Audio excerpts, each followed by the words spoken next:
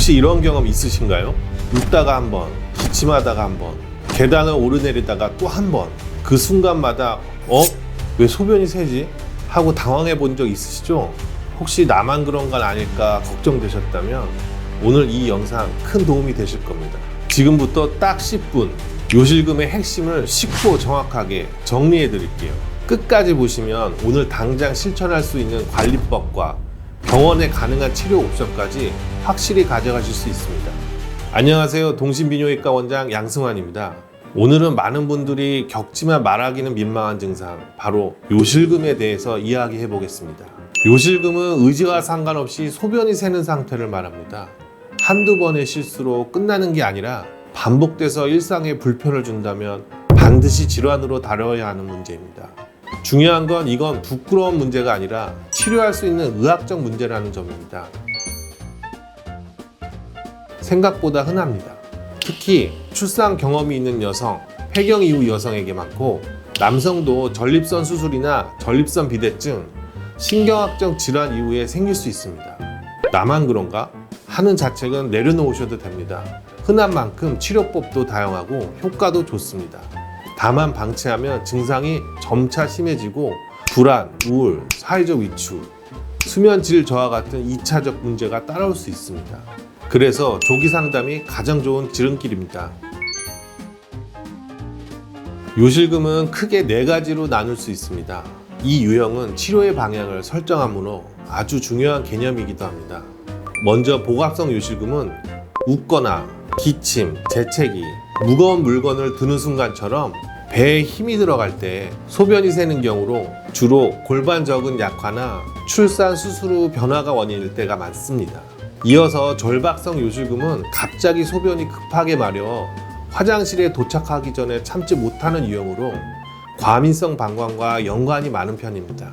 세 번째로 혼합성 요실금은 복압성과 절박성이 함께 나타나는 형태로 실제로 가장 흔하게 보입니다.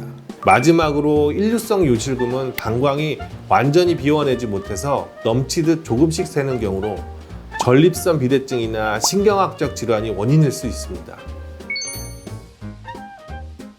그렇다면 요실금은 왜 생길까요? 원인은 참 다양합니다.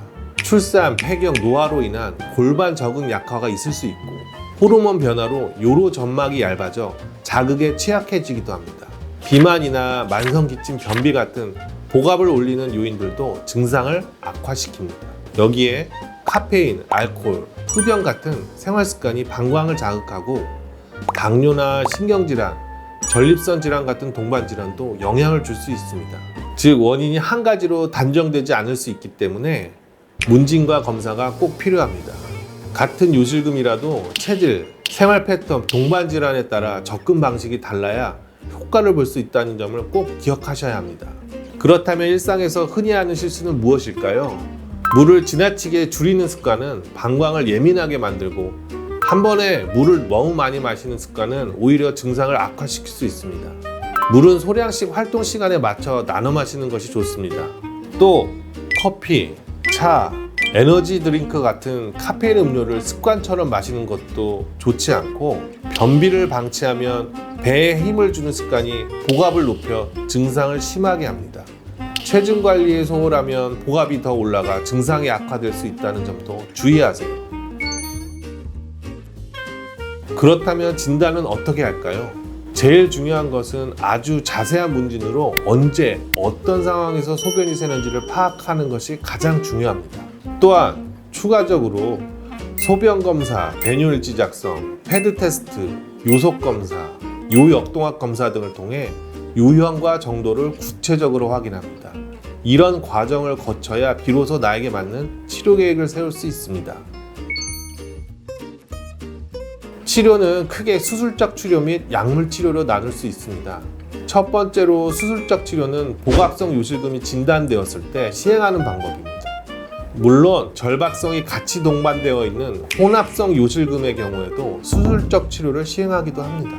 이전에는 요실금 수술이 복부 절개를 통하여 이루어져서 환자분이 느끼는 수술 압박감이 매우 컸지만, 최근에는 국소 마취나 하반신 마취하에 최소의 질절개를 통하여 30분 정도면 수술을 마칠 수 있는 슬링 수술법이 보편화되면서 당일 입원, 퇴원이 가능하게 되었습니다.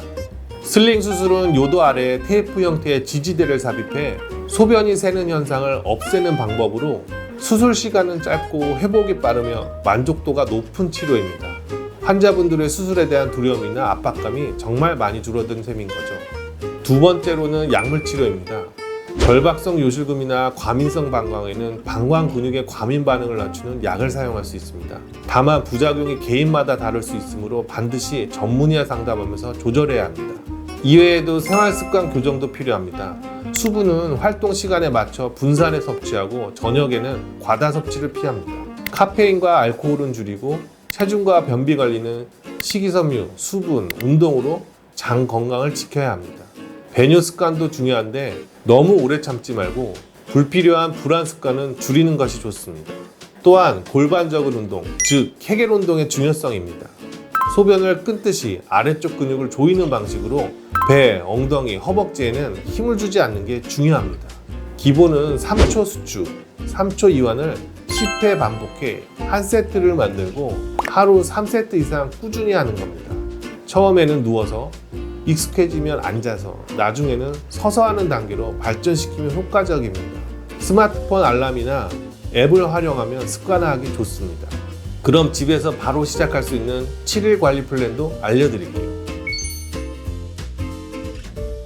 오늘의 체크리스트로 정리하면 하루물은 분산해 섭취하기, 카페인, 알코올 줄이기, 케겔 운동 루틴 알람 설정, 배뇨일지 작성하기, 하루 30분 걷기, 변비 관리하기, 일주 변화 점검하고 필요하면 병원 상담하기입니다. 여러분, 요실금은 참는 법을 배우는 게 아니라 관리하고 치료하는 법을 배우면 충분히 치료될 수 있는 질환입니다. 오늘 영상 끝까지 보신 분들은 당장 실천할 수 있는 관리법과 병원에서 받을 수 있는 치료 방법까지 챙겨가셨을 겁니다. 다음엔 더욱 알찬 정보로 찾아뵙겠습니다. 오늘 이 영상이 도움이 되셨다면 구독과 좋아요, 알림 설정 꼭 부탁드립니다. 저는 동심비뇨기과 양승환 원장이었습니다.